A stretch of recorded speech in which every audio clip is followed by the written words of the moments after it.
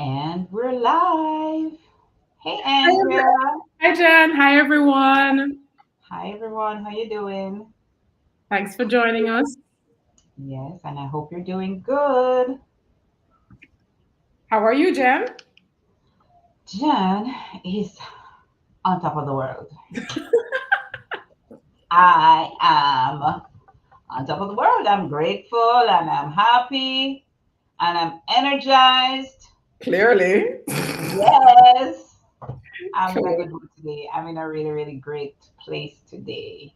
Church was awesome yesterday. God, the Spirit of the Lord was in the place, so I'm excited.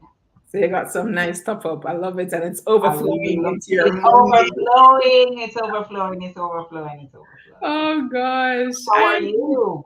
I am not as excited as Jan, but joyful. In the midst of it, sometimes you're going through some stuff because I'm going through some stuff right now. Right, not gonna lie. Um, and it's not that you feel this joy, effervescent joy going through. But the minute you stop and you think and you reflect, you remember. And when you remember, it makes a difference. When you remember, you have to give thanks. When you remember, you can hold on a little longer. So that's kind of the season I'm in now. And I think it's okay because we don't have to be bubbly all the time. Yeah. Um, and I'm not falling apart. No, girl, look how you smell pretty and thing. What kind of fun the flower part? We're not into that. Oh wow. So guys, I hope you all are well. I know it's a very trying season for many persons, but we encourage you to hold on, to keep going, to take it one day at a time. A couple weeks back we spoke about the University of Adversity, Yeah. as we encourage each other to understand that life is preparing us for something better and moving us towards, God's plan and away from the traps and the plan that the enemy has for us. So it is difficult because we're cultured in the enemy's, realm for the most part. So the stripping is gonna be painful. The fire Yeah. has to burn off the stuff. And that's why it's uncomfortable. But stand in it, go Yeah. through it, praise through it, Yeah. shout through it. Yeah. Yeah. Pray Yeah. through it, worship through it, you know. Yeah. Yeah. Yes.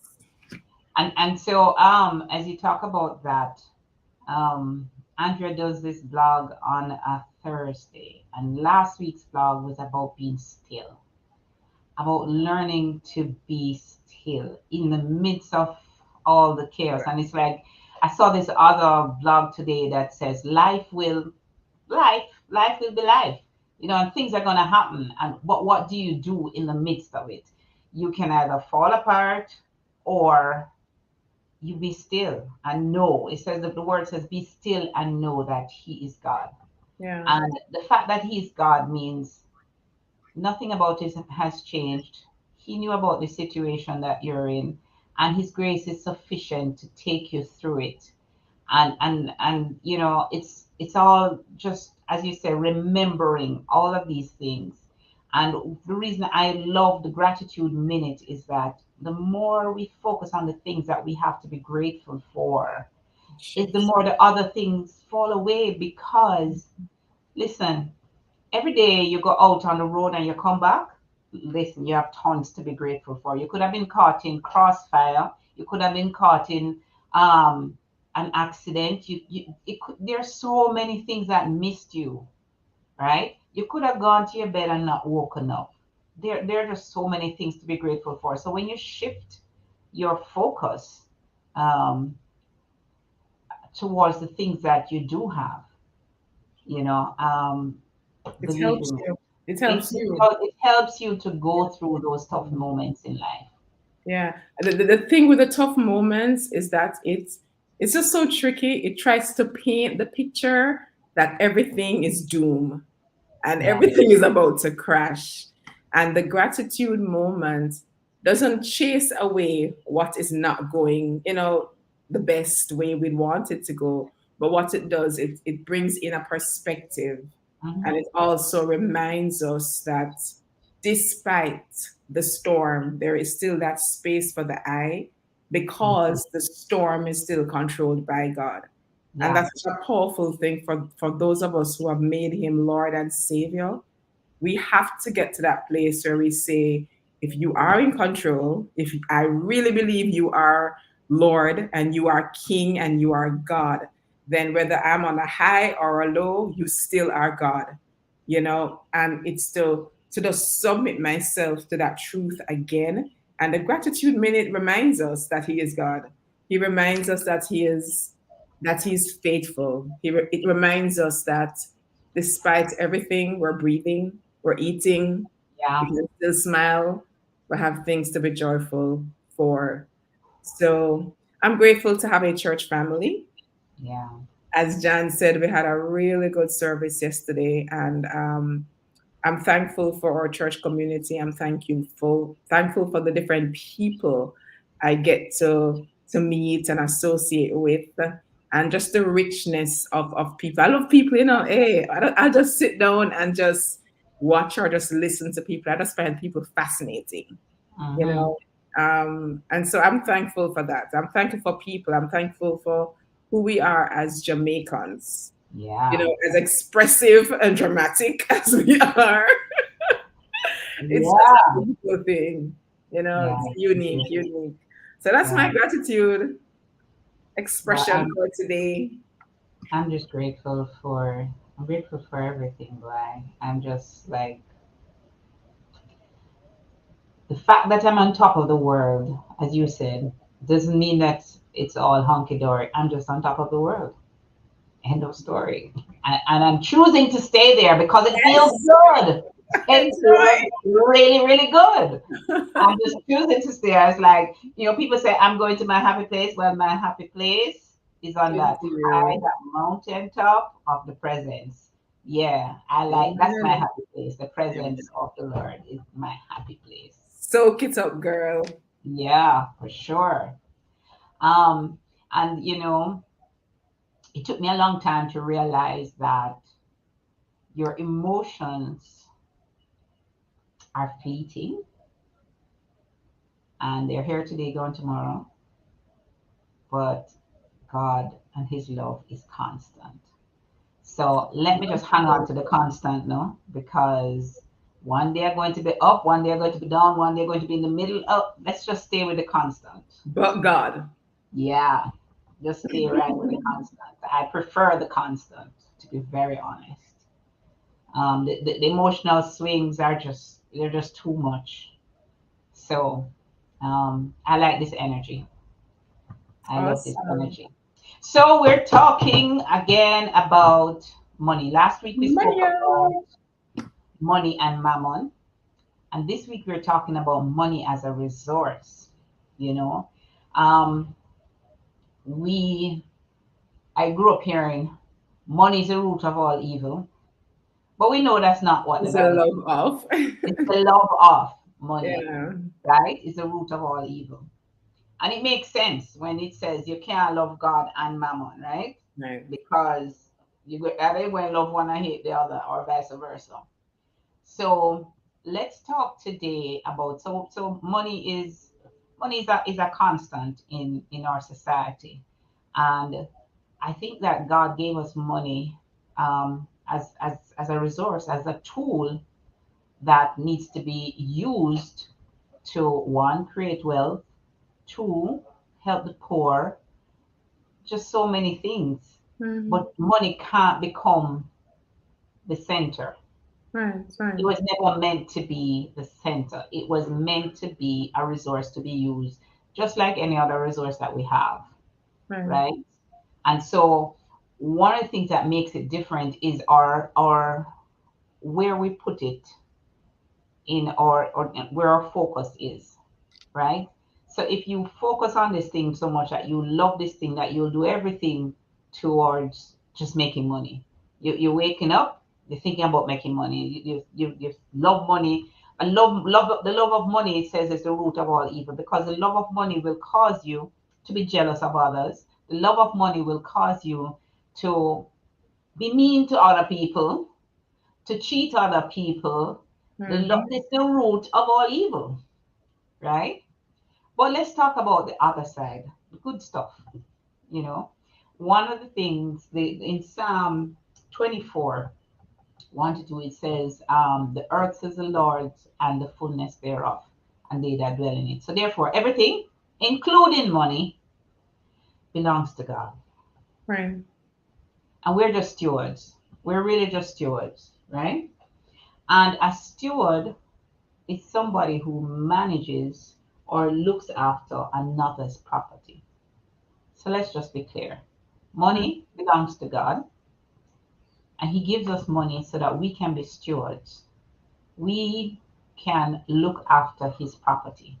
So if you know the story of the talents, the manager who gave his servants money while he went away to manage, and you know what happened, all that story, right? Um, Money is for us to manage, right? So the question is, how do you steward this thing called money? Right.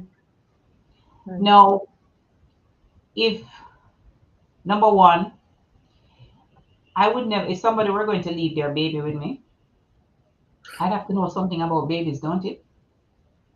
I'd have to know how to take care of a baby. I'd have to know how to feed and change a baby. I'd have to know all of those things. It's the same thing with money, where we don't take the time to learn about money and how money works, right?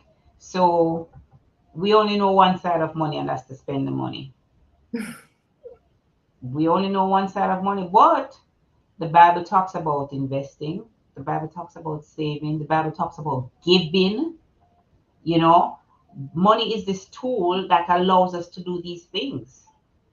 You know, and money is actually not the tool to build wealth, because the word says it is God who gives us the ability to create wealth, and money is a tool. It may or may not be, because there are other people who started out from nothing and built great empires, but God gives us the increase, right? So, our first thing is, what is our um, relationship with money? How much do we know about money? How much do we know? So, money started off as, you know, a bartering system, a means of exchange. So, it started off at bartering, where I have a pen, you want a pen, you have a phone, I want a phone, we exchange. Whether or not that's equal, that's a different story. But it's an exchange, It's right? more like cow and things like that, though. That Oh, so phone.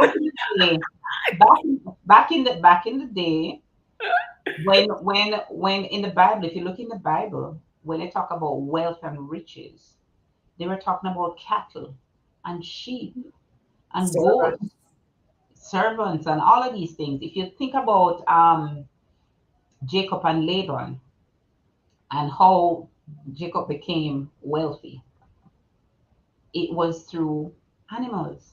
Yeah. That was the means, that was what would allow people to look on and say, oh, that man is wealthy. Right. It wasn't how much gold coins him have, it was how much cattle, how much sheep and goat and cow and all them things he had, and camels, right? So money, even though money was around, because Judas sold Jesus out, and there were other stories about money in the Bible, right?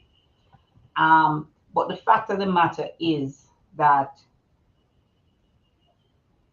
money is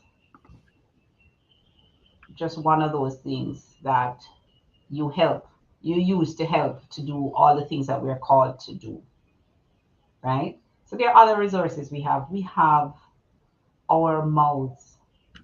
That's a resource where we talk. There are people who speak and earn money, right? That's their resource. Their resource is their voice. Some people write. Their resource is that, and money is the reward that comes, right? So the focus can't be get money, get money, get money, get money.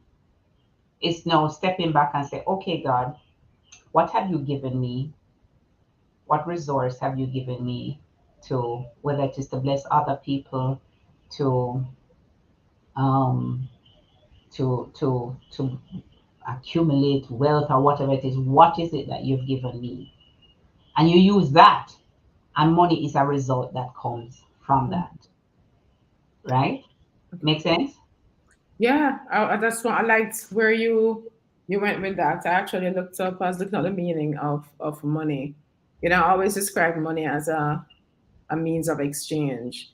And it says here it's any article or substance used as a medium of exchange, a measure of wealth, a means of payment. And building on what you were saying, it's like I'm saying, you know, the truth is we tend to only think of dollars and cents and um, the currency that is Mm-hmm. accepted in a particular domain. But the truth is, money is any resource, right? Because Mm-hmm. if money is a medium of exchange, when I go to a job and I work, my intellect, my Mm-hmm. physical energy is being exchanged for a currency. So the Mm-hmm. currency is money, but so is my intellect and Yeah. my strength. And so oftentimes we're just looking for the papers in the bank account or the papers in our pocket to say, oh, do I have money? Do I don't have money? You Mm-hmm. know, so now it's literally, guys, open your mind beyond the US dollar, Jamaican dollar, pounds, and recognize that money is any resource. Mm-hmm. And though some of us may not have those papers available to us in the way we want it now, there are some resources that God gives every single one of us that Yep. never cost us a thing. Some of it just innate, right? Mm-hmm. And if we begin to recognize that, but hold on, money is not just what's in my bank account. Money is also what is inside of me, what is natural to me. And Mm-hmm. so, therefore, I am of value. I have a wealth. It's just not necessarily exploited or not being used or not being exchanged to get the Mm-hmm. papers and the coins that we probably want to use to spend in the marketplace, Right. right? So I love the way you went with that because now that opens up a bigger understanding of what money is and what it was meant to do. So I just want to touch on, you know, I love to go back to Genesis, right? In Yep. the beginning, set the Mhm. framework. Yep. So Genesis 1:28 says that then God blessed them and said, be fruitful and multiply. Right. Fill the earth. Some versions say replenish the earth and govern it. Other versions will say subdue it. Reign over the fish in the sea, the birds in the sky, and all the animals that scurry along the ground. So we were talking about barter system and what would have been exchanged back then. Those are the fish in the sea, the animals, and those things. And over time, we created more things, we assigned values to more things, and therefore eventually we got to this place where we just use a central exchange that we tend to call money. But Mm-hmm. money is really a paper. What is Yeah. behind it is still what God has given us on the earth, Yeah. you know? Absolutely. So it says, be fruitful and multiply. Right. Mm-hmm. So God is saying to us that we are supposed to multiply our resources. God is saying that our resources are supposed to produce more and more for us. Mm-hmm. He's also saying we have a responsibility to fill the earth. How do you fill the earth? How do you replenish the earth? You use the resources he has given you, right? Mm-hmm. And then the last one, Jan, says subdue and govern it. Mm-hmm. And this is where it connects back to what we spoke about last week, Mm-hmm. where we don't subdue it, it takes us over. Yes. God told us from the start, you must subdue all resources, not just money, all Yeah. resources, because if you don't subdue it, it will subdue you, You. right? And Yeah. that's when Mammon enters the room.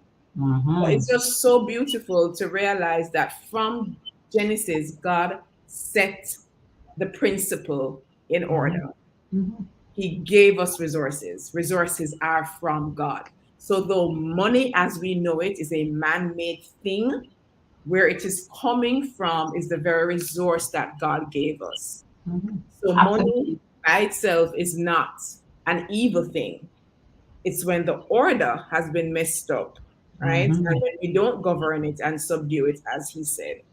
So I Yeah. just wanted to mention that just to set the thing straight for those of us who afraid of money or think Mm-hmm. it's the worst thing on earth or think that we're not Mm-hmm. supposed to have it and we must, God says Well, be fruitful and multiply.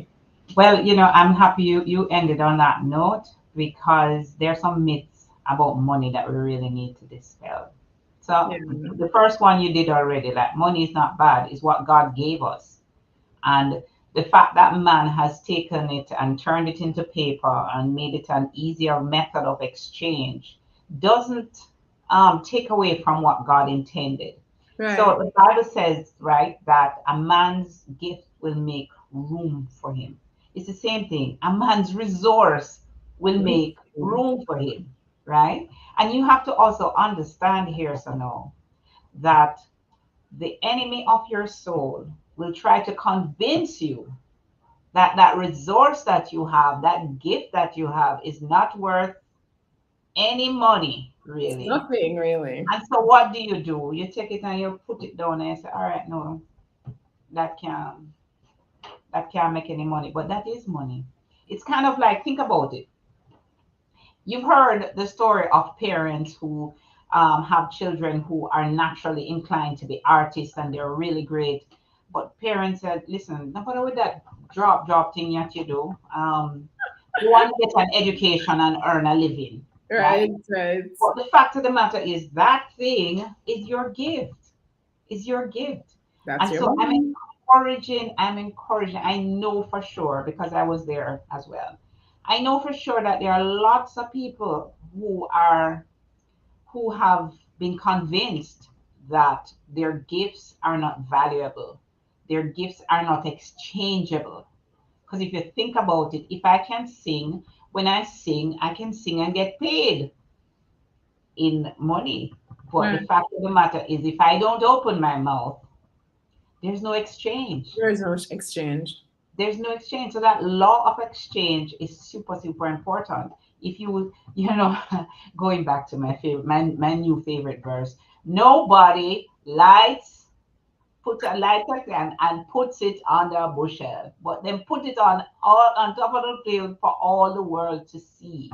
It's the same thing with your gift, right? So back in the day, God, when God said, "I will make you fruitful and multiply," man started with 2 sheep, made it a whole herd.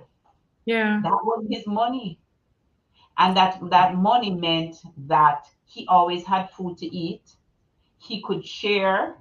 He could take care of his family, all of that kind of stuff. It's the same thing when God gives you a voice to sing or a voice to speak, or he gives you a skill with your hands, or you're able to dance, or whatever it is, right? But somewhere along the line we're convinced that that's not good enough, Mm-hmm. or we start to compare ourselves with the world, right? So let's just dispel the myth, right, that your gifts are not, they're valuable and you can use them in exchange to get other things. And so that's how we were meant. God created a way for us to live. He created a way for us to. So man might think that bartering and exchange is their thing. It was never a thing. That was God's original plan. Yes, ma'am. So when you were talking again, something just hit me. Not only did God say, be fruitful, when someone says, be this, it implies that you already have the capacity to do it. Mm-hmm. And when you were talking a while ago, you get 2 sheep and you start out with. The irony is one sheep is going to be male and the other sheep is going to be female Mm-hmm. because God already designed nature to be productive and to produce Mhm. itself and to produce of its kind. Right. So, in being fruitful, we don't even have to create the power of fruitfulness, it already exists. We Mhm. don't have to create the principle of multiplication. God It's already gave us that, it's Mhm. embedded in what Mhm. we have. All we Mhm. have to do is be. Be. We have to be. And in Be. being, Mhm. go ahead, go ahead. In being, you have to believe. Yes. You have to believe that what I have is what God has. So think about it. Why would this gracious God make me um, in a position to be fruitful and not you? That don't make sense. Yeah. That doesn't make sense. And so we've heard stories of people who have come from abject poverty to become, by the world standards, billionaires or whatever it is. But the fact of the matter is, they were being fruitful. And so being fruitful requires an action. Being fruitful, so money likes action. It's the same thing. So money to me, like it's the same thing with your light. You don't take it, light it, and put it under your bed. You take it and you put it where other people can see it so it can shine and give other people light. And so money is something that you have to employ. You can't just spend every day, right? Because there's no multiplication in doing that. So there are some people who say, well, boy, I can't, my ends, I can't make all the ends meet, so therefore I have to spend all the money. Then you know what happens? We're with this whole thing of if you can't be trusted with little, you won't be able to be trusted with lots. Mhm. And so, as Jamaicans, especially Jamaican women, we're very resourceful, We know how to take 10 cents and keep back 2 cents and feed the family and pay the bill with 8 cents. It's so amazing when you hear stories of that and how people, find a way to tithe, to save, to do it all. And it's not easy. It isn't easy because you Mhm. convince yourself that, oh, I need this, this, and this. Yeah. And the question is, do you really need this, this, and this? So that's one. The other thing to me is that you need to educate yourself on how money works. So, for example, all in the banking systems, know how they work. Right now, especially in Jamaica, we're in a place where interest rates are like super low. Um, when you have um, interest rates being super low, it's very difficult to earn something on your money when you put it in a bank. Is it better used putting into something that you can multiply? Sure. But of course, you don't rush ahead without making a plan and make it clear as to how you're going to multiply this money. So to go back to the story of the talents, one guy said, "Listen, I know that my master hard, and if I lose this money, he's going to be so hard on me. So I'm going to take it and I push it under the bed. I'm going to bury it, right?" And the other guy said, "All right, now let me see which opportunity. Maybe if I buy this and sell it back at a profit, it's always looking for opportunities." And in Jamaica, we have ascribed, well, maybe not in Jamaica by itself, but we've ascribed a mentality that we call a hustler's mentality. I say, oh, I'm always a hustle. But you know what happened? It's actually a biblical principle where you go out and you find ways to multiply. And there's a difference with looking to multiply and hustling. So you have to put that money to work for you Mhm. in order for it to multiply. So you have to always be looking for opportunities. Um, so one of the things that money does not do well with or multiply well with is fear. Remember, so God said He didn't give us fear, but He gave us the spirit of power, love, and a sound mind. A sound mind to make sound decisions, right? And so, Um, right. So a lot of people don't like that man with the one talent because he's fearful, doesn't make a decision about investing that money. And it's the same thing with a lot of us. We are fearful, like, oh my gosh, I'm going to lose this money, so let me not. And every time we hear something in on the news about some institution or something, you say, see, that's why I don't. Or you hear that somebody's business failed or whatever it is, you say, see, that's why I don't. But the fact of the matter is, we're all called to serve each other.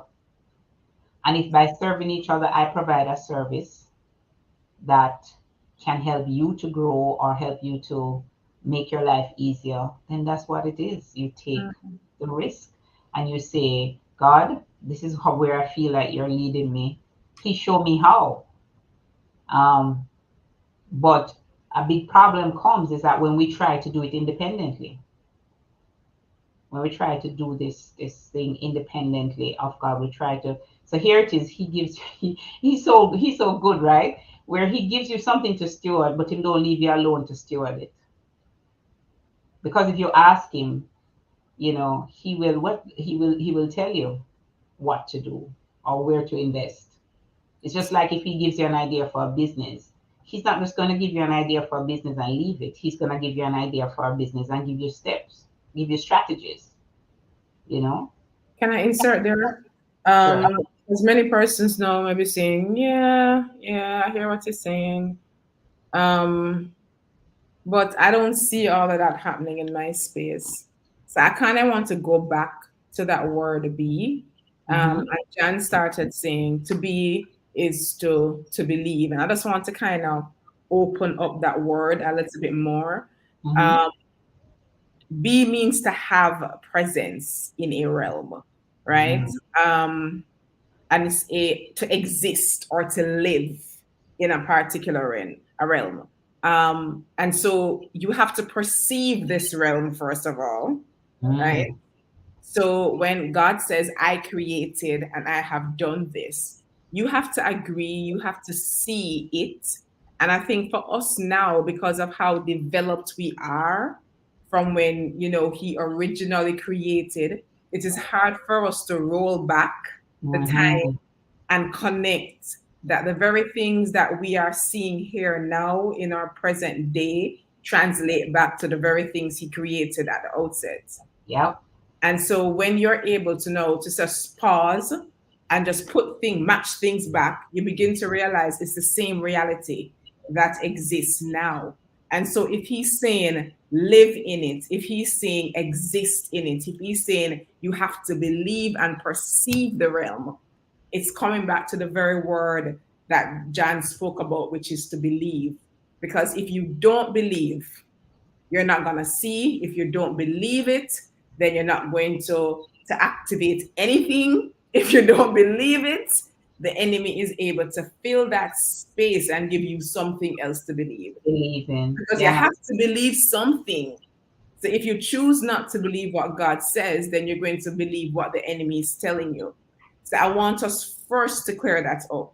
God has given every single one of us resources. Yeah. And it now means to stop where you are, make a look, make a list, get pen and paper and start writing down what is in my hand. What do I have? And I'm not talking about what you think is valuable. Just write down what can I do?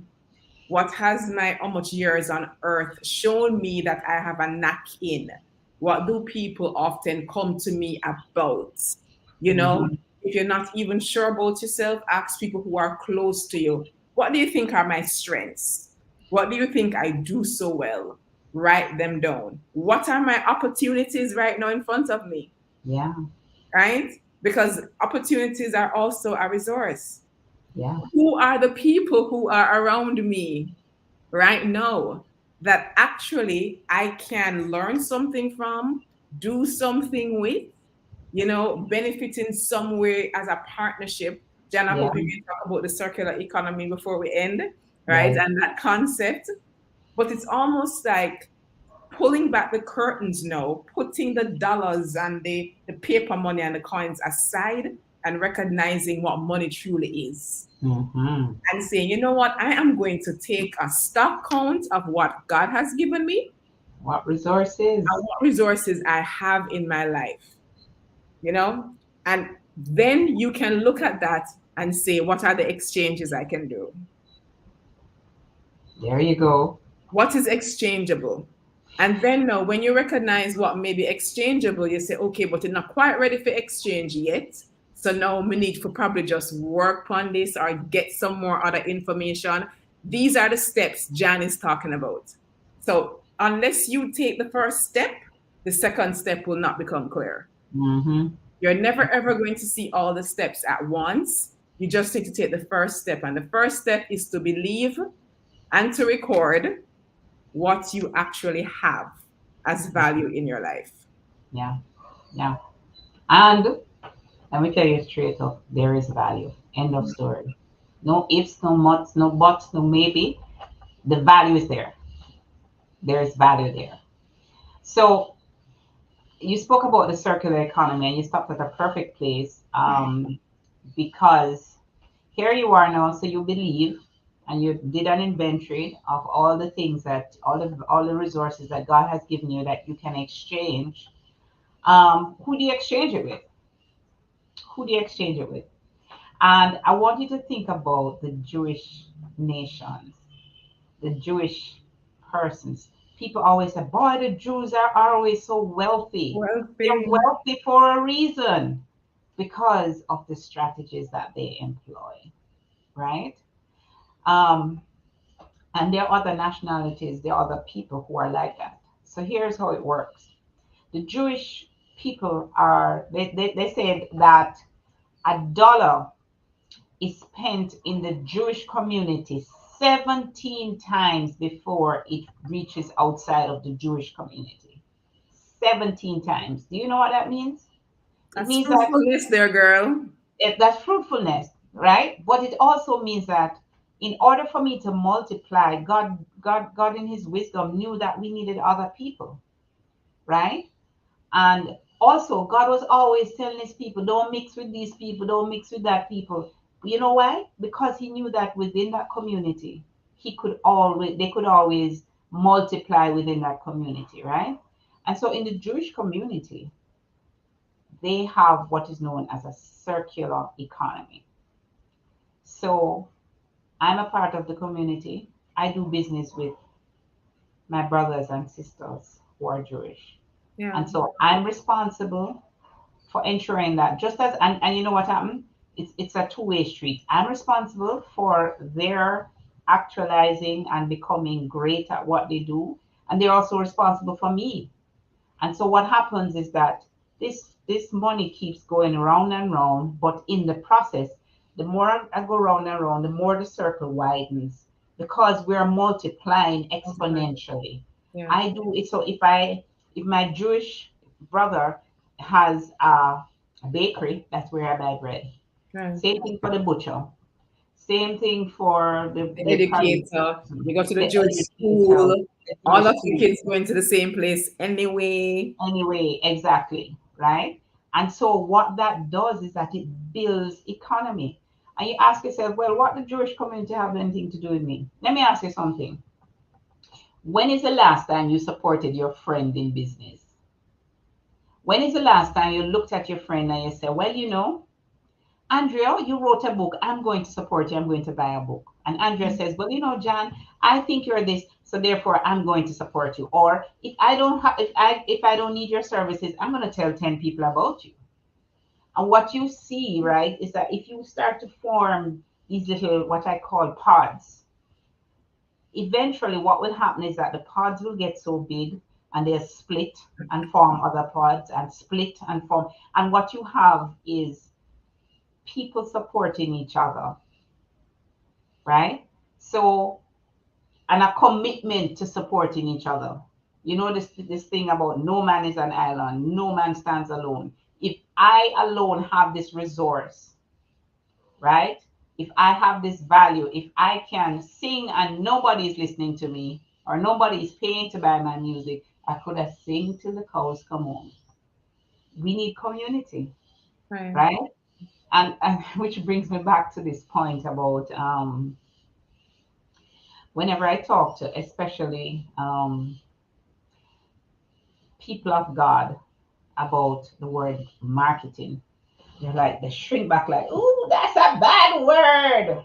Stop throwing words at me. That's a bad word. Please tell them what I tell you. Please tell them what I tell you. The long and short of it, guys, is that marketing gets a bad name, but marketing, you cannot avoid but market. And you are trying to get into a market space. So marketing is just the art of manipulating the market or No, maneuver. no, no, I don't even like that word now, Andrea, and You I'm going see, to say reject you that gone down there. You manipulating say, I've word. No, accepted no, the no, word. Hold on, no, you see no, now? Here is the no, thing. no, no, no, no. Let me No, hold clarify. on. Hold on. Again, the word manipulation has a bad reputation because Yes, it people use does. it for the wrong reason. But you Right. can manipulate someone towards good. It's not always manipulation towards bad. So, True. because of Janice's work on me, I can use the word freely and say marketing does involve manipulation. You are tapping into people's emotion, but what makes something good or bad is its intention. Mhm. And as you're coming back to the same community and the Jewish community, there is something else because I'm sure as people are listening to you now, they say, "Well, me not trust so and so. Me not promote Janice because Janice product not really good, right?" Another thing that makes the Jewish community function so well is that there is a standard that Aha. everyone operates by.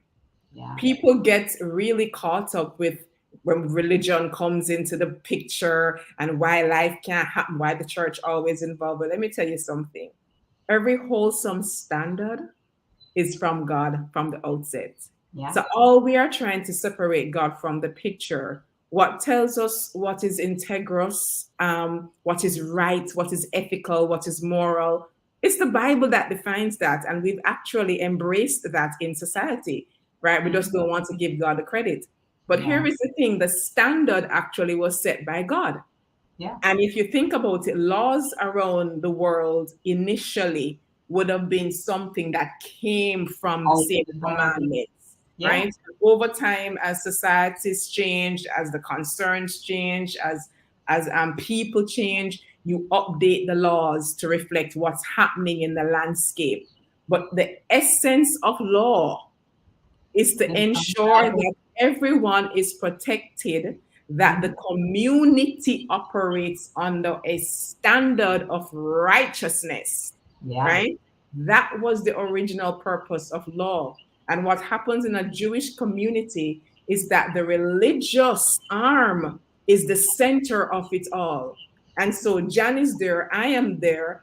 I respect the church community, the religious community. I also respect my rabbi. And any day that Jan complains about me would be an embarrassment on my business and on my family. So I will ensure that my business is of the highest quality. And so everybody in the community is now operating on a standard. They are operating in accordance to law. This is now taking it into our scenario. So we have Mhm. Bureau of Standards that gives us guideline on how to produce products. We have manufacturing guidelines. We have ISO things. There is a reason for all of those things. They're not just meant to be burdensome. They came up because there were faults, there were issues. And so, this general appreciation for law and the rules is something that, even when it doesn't make sense to us, just because of community, we need to adhere because you need something to be constant. And Mhm. oftentimes, it's the law that is constant. Yes. And so you touched on a whole myriad of things. And I want to start back at the whole marketing thing. For me, the marketing thing is about your value is your light that you shine. You don't take your light and put it under the table. You take your light and put it where all can see and get light from it. That's what marketing is. You putting up your light so that others can see and benefit from it. We were never created for ourselves. We were created for other people. So if we all put up our light, then other people can say, oh, but I need that light. That's what marketing is, guys. It's Right. simple. It's simple. And then you touch on other things about community and about a standard. Here's another reason for wanting to produce at a standard. Another reason is that I care about my sister and I Mhm. want the best for her. Why would I give her what left or something that's not properly Or done? put an ingredient in a product that will be hazardous to our health. Harmful, right? In my mind, I'm looking out not just for me, but for I'm my brother's keeper. Bible I'm my again. brother's keeper, right? So here it is that we're in this circular economy where we're all, if you think about it, think about any community. If everybody were to start to support each other, and that's something that we have to break as the body of Christ, because that's a way that the enemy has kept us poor. Because and he has put this stain on putting your light up so all can see, and you say, no, I don't want to do that. That's dirty. That's no, that's sleazy. No, it isn't. It's putting your light up so the world can see. So it's the very same reason that Andrea would write a book and she would publish it on Amazon for the world to see and benefit from it. And so people who want to benefit from her experiences are going to buy the book, right? And that's how it works, guys. Yeah. That you have to unlearn what the world has taught us, because not everything that the world has taught us is right and is good. Not everything. It's we have to now go back to biblical principles, Godly. godly Straight principles, up right? godly. Right? And from that, and so it's always good to be in community. And so now we've looked at communities for Bible study, but we also need communities who can help each other build businesses. Yes. What if three or four of you got together and say, you know what, let's help each other build businesses? Let's help Yeah. each other build our businesses. You're good in marketing. I'm good in development. You realize what your strengths are, and the four of you come together. Right, exactly. And in so doing, no, you put together this group and everybody has a, so we're praying together, we're working together, we're supporting each other and helping each other build businesses. Can you imagine if everybody were a part of a group, what that would look like for Mhm. the people of God? It would be awesome, because And then we would all yes. realize the value that we have inside of us, and then now we're exchanging that. And I want to hasten to say the four persons that are coming together in that group I don't need to trust Janice 100%. But what I need to trust is that Janice has a fear of God and Hmm. Janice lives her life towards godliness. So that becomes the basis. And that's what we all need to get to the place. This is why it's important for us to get our act together, to change our life from just fitting into the world, but now to intentionally choosing to live our lives in alignment with God, what He has outlined in His Word, to be godly in our behavior. And then I don't need to worry so much about the specifics of Jan. One, we're in a community, a church community. So even if she does something wrong, there is still a order and someone Hmm. who Of we're how to manage accountable that. to, right? Right. We have someone we're accountable to. But not only that, you can trust God in Janice. And if Janice to foolishness, there is justice through God that will take place, Yeah. right? And so it's a whole system that we can actually build on. But the minute we begin to move away and say, you know what, I'm not going to trust God's system, I'm going to try it my way. Here is the catch: there is no your way. It's either God's way or Satan's way. There Yeah. ain't no your way. I love that. right? So that's the trick of it. So we think and that's why we're destroying each other in the world. As you look around in the world, we have products that are hurting each other. We have goods on the market that hurt people, right? Because we become so selfish and so Or focus on individualistic money. and focused on money and no longer on community. Yeah, Money was because money has started to lead us. And instead of so, money facilitating community. That's what yeah, it was meant to do, facilitate because change. money is subduing us rather than we subduing money. It's a resource to be subdued. Yeah. Yeah. So hear what the Bible says in Proverbs 21:6. Wealth created by a lying tongue is a vanishing mist and a deadly trap. Right? The thing with traps is that it's not always immediate, but it's guaranteed. Yeah. So if it is not now, it's going to be later. Or it could be other generations, your children or your children's children. Later. Yeah, this the very children, we spoke about this one week, the very children that we are now compromising today to secure are going to end up being punished because of the compromise that we do today. Yeah. Right? Because of the compromise that we do today. And so it takes us back to we just need to do things the right way. Just do it the right way. It works out better for everyone because God already designed it. Here is a trick, Jan, another principle. Because fruitfulness and multiplication is already embedded in life, if we produce unrighteousness, what it's gonna multiply. It also multiplies. Right? So that's exactly what we're witnessing in the world. We've chosen to move away from godliness. We've chosen to move away from what is right, even the little things that we do. And because of that, the principle of fruitfulness and multiplication still applies. It doesn't stop.